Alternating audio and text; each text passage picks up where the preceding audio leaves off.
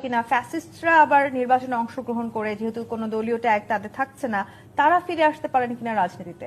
বাংলাদেশে মানে যে ভোটের যে পার্সেন্টেজের হিসাব গত 53 বছরের মিনিমাম 30% ভোট আছে আওয়ামী লীগের। এখন আপনি কি 30% লোক, অর্থাৎ 20 কোটি ধরলে কত হয়? 30% 20 কোটি ধরলে 6 কোটি মানুষ, 6-7 কোটি, আপনি কি তাকে বঙ্গোপসাগরে ফেলে দেবেন?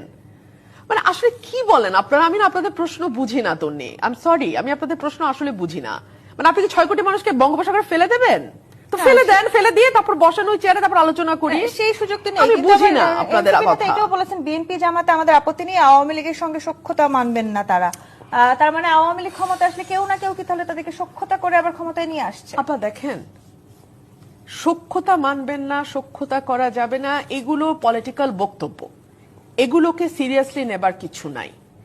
ওনারা বাংলাদেশের নাগরিক। তাহলে এক কাজ করেন আপনারা, এক কাজ করেন, এই সরকারকে বলেন আওয়ামী লীগের সমর্থক ভোটার সকলের একটা তালিকা করতে, তালিকা করে ওনাদের নাগরিকত্ব বাতিল করেন। মানে আপনাদের প্রশ্নের উত্তর তো আমি আর বুঝি না, এর বেশি কিছু কি দিব আপনাদের প্রশ্নের উত্তর? আমি আসলেই বুঝি না।